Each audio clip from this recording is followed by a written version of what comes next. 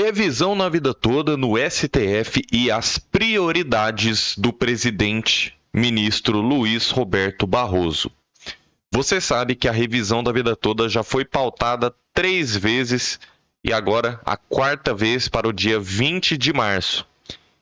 Esteve pautada no dia 1º de fevereiro. Tudo bem, início do ano judiciário, teve toda uma cerimônia, eu fiquei de frente, 3 metros de frente ali com o presidente do STF, presidente do Congresso Nacional e o presidente da República. Ou seja, os presidentes dos 3 poderes, executivo, legislativo e judiciário. Chegou lá, 5 horas da tarde, o ministro Barroso falou que a causa da revisão da vida toda é muito complexa e que não daria tempo de votar. Até então, não tinha sido pautada junto com as ADIs. Ok. Em vez de ficar para a próxima sessão subsequente, como um processo remanescente, ela foi repautada para o dia 28 de fevereiro. E lá vamos nós novamente, né? Vamos lá. E o aposentado morrendo de ansiedade. Chega no dia 28, não julgam a revisão da vida toda. Tinham colocado como o primeiro da pauta, alguns dias depois trocaram e jogaram lá para 12º processo da pauta. Ok. Pautaram novamente para o dia 29 de fevereiro. Fomos lá novamente. E nada foi julgado.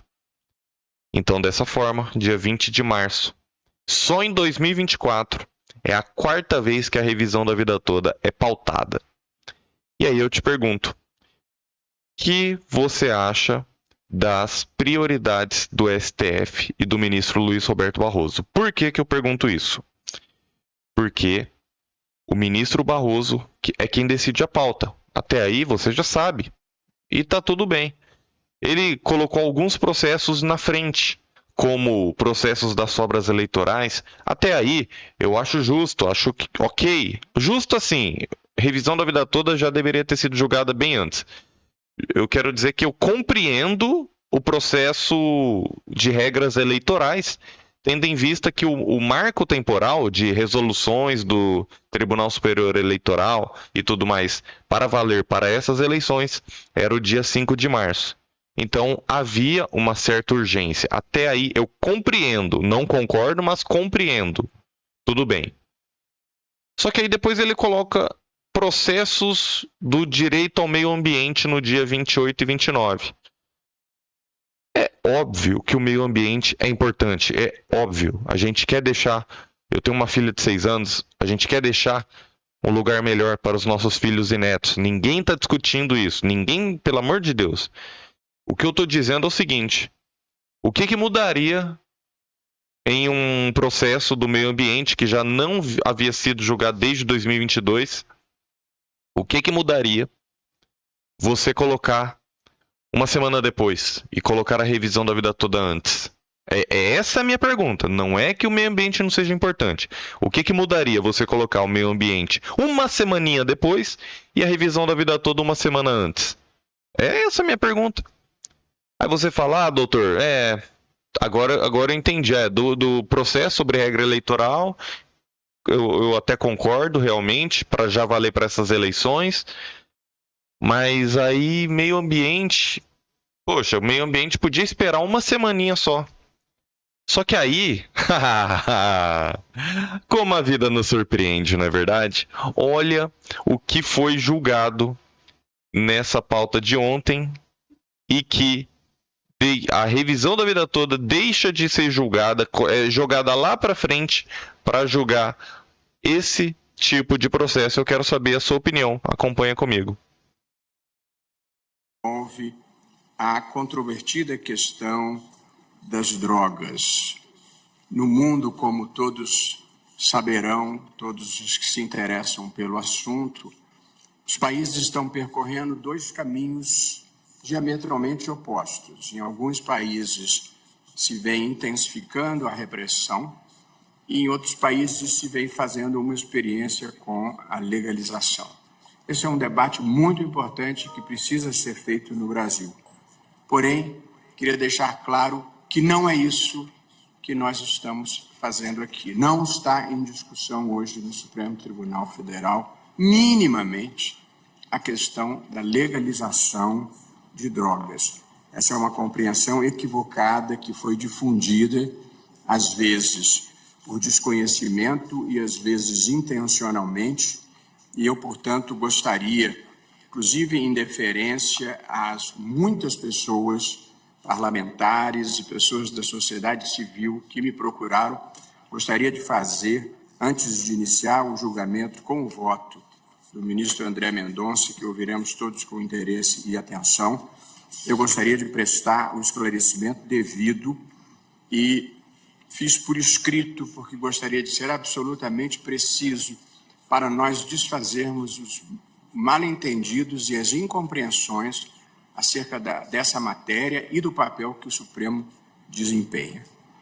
Está em discussão o artigo 28 do Código da Lei de Drogas, que diz o seguinte: quem adquirir, guardar, tiver em depósito, transportar ou trouxer consigo para consumo pessoal, essa é a expressão-chave aqui, drogas sem autorização ou em desacordo com determinação legal ou regulamentar, será submetido às seguintes penas. 1. Advertência sobre os efeitos das drogas. 2. Prestação de serviços à comunidade. 3. Medida educativa de comparecimento a programa ou curso educativo. Isso é o que diz a lei, o artigo 28 da Lei de Drogas que nós estamos aqui discutindo. A Lei de Drogas não prevê pena de prisão para quem porte drogas para consumo pessoal. Não é o Supremo Tribunal Federal que está fazendo isso. É a própria lei aprovada de longa data pelo Congresso Nacional, uma lei que vige desde 2006. Portanto, a legislação brasileira não prevê pena de prisão para o usuário de drogas. Legislação aprovada pelo Congresso, sancionada pelo Presidente da República e em vigor. Prestado este esclarecimento quanto ao objeto do que nós estamos discutindo, eu presto, além disso, os seguintes esclarecimentos. No recurso extraordinário em julgamento, o Supremo Tribunal Federal se depara com duas questões. Em primeiro lugar, está em discussão se, após a despenalização realizada pelo Congresso Nacional, despenalização significando que não tem pena de prisão, o porte de maconha para uso pessoal, essa é a primeira questão, deve ser tratado como crime, punido com medidas penais, ou como um ilícito a ser desestimulado com sanções administrativas, como essas que eu acabo de ler e que constam do artigo 28. Não se trata, portanto, de legalização. O consumo de drogas ilícitas no Brasil continuará a ser ilegal. As drogas não estão sendo, nem serão liberadas no país por decisão do Supremo Tribunal Federal. Legalizar é uma definição que cabe ao Poder Legislativo e não ao Poder Judiciário. A segunda questão, e que nós todos estamos considerando como a questão central aqui, é definir um critério objetivo para auxiliar os policiais e todos os integrantes do sistema de justiça, juízes, promotores, procuradores, para auxiliar esse segmento a diferenciar o usuário do traficante. Isso porque o tráfico de drogas é crime e continua a ser crime sancionado com a pena de prisão. Mas se nós não definirmos uma quantidade de maconha, que é o caso concreto, que deve ser considerada como de uso pessoal, essa definição continuará nas mãos da autoridade policial em cada caso. Portanto, se foi despenalizado o consumo pessoal e se continua penalizado o tráfico, é preciso ter um critério que distinga uma coisa da outra. Esse filme, o filme da subsistência da não distinção clara do que é tráfico e do que é consumo, nós já assistimos e sabemos quem morre no final. O homem negro e pobre, que porta 10 gramas de maconha, vai ser considerado traficante e enviado para a prisão. Já o homem branco, de bairro nobre, com 100 gramas da droga, será considerado usuário e liberado. Portanto, o que está em jogo aqui é evitar a aplicação desigual da lei em razão da cor e das condições sociais e econômicas do usuário. E isso é uma tarefa do Poder Judiciário. E o ministro Alexandre de Moraes, no seu voto, demonstrou empiricamente o que todos nós sabíamos intuitivamente, da diferença com que se tratam as pessoas nos bairros afluentes e nos bairros da periferia. Gostaria de acrescentar, em respeito e muita consideração às pessoas que me procuraram, sobretudo os parlamentares, que recebi ontem representantes das bancadas parlamentares evangélica e católica que registraram sua contrariedade com a legalização das drogas e pediram o adiamento do julgamento.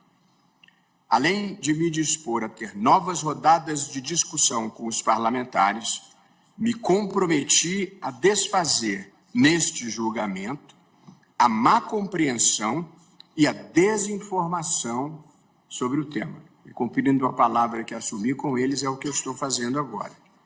Portanto, esclareço que o que está sendo decidido aqui não é a liberação das drogas, não é a legalização. Droga é ruim e o tráfico de drogas deve ser combatido. Agora, a lei definiu que o usuário não vai para a prisão. Por isso, é preciso que o judiciário diga a quantidade de drogas compatível com o uso para evitar a discriminação de pretos e pobres. Portanto, é disso que nós estamos tratando aqui. Basicamente, essencialmente, definir qual é a quantidade de drogas que deve ser considerada como regra geral, não absoluta, que depende das condições concretas, mas que, como regra geral, deve ser considerado tráfico e qual a quantidade que não será considerada como tráfico. E aqui eu concluo, prezados colegas, senhores advogados e o público que nos assiste, dizendo que esse debate que nós estamos fazendo aqui, ele tem implicações muito profundas. A questão das drogas, como disse, é uma questão divisiva em todo o mundo, pelas dificuldades em enfrentar o problema. Na minha visão, que penso compartilhada pela maioria do tribunal, mas ouviremos cada um, eu gostaria de deixar assentadas as premissas fáticas e filosóficas da minha compreensão, que está alinhada com a posição majoritária que vem se delineando. A primeira dessas premissas fáticas, para deixar claro e inequívoco, drogas é uma coisa ruim. Drogas ilegais são uma coisa ruim. Eu tenho 2 filhos que foram educados numa cultura de não consumir drogas e não desejaria isso para nenhuma família. O consumo de drogas ilícitas tem efeitos potencialmente deletérios e, por isso, o papel do Estado e da sociedade deve ser: 1. Desincentivar o consumo, tratar os dependentes e combater o tráfico. O que nós estamos procurando fazer é encontrar a maneira mais eficaz de lidar com esse problema, de modo a proteger a saúde pública e diminuir a violência associada ao tráfico. A segunda premissa é a de que a guerra às drogas fracassou. Esse é um fato. Desde a década de 70, adotou-se uma política dura de repressão à cadeia de produção, distribuição e fornecimento de drogas ilícitas, assim como ao consumo. Foram despendidos bilhões de dinheiros com o enfrentamento policial e militar das drogas, com dezenas de milhares de mortos e centenas de milhares de pessoas encarceradas. A despeito disso, o consumo só fez aumentar e a violência e a criminalidade associadas ao tráfico explodiram em diferentes partes do mundo, especialmente na América Latina e particularmente no Brasil. Portanto, é preciso ceder aos fatos. O que nós estamos fazendo não está dando certo. E, portanto, nós temos que ser capazes de discutir, sem preconceitos, sem superstições, a melhor política de drogas. Seja quem defenda a repressão, seja quem defenda a legalização, a premissa de que não está funcionando, ela é elementar e constatável a olho nu. E, portanto, precisamos fazer um debate aberto e corajoso sobre a melhor forma de lidar com esse problema. E a terceira premissa é que a política de repressão total não tem sido capaz de realizar o objetivo maior, que é a proteção da saúde pública. Na verdade, os recursos todos acabam sendo drenados para a repressão policial e para o emprisionamento dessas pessoas.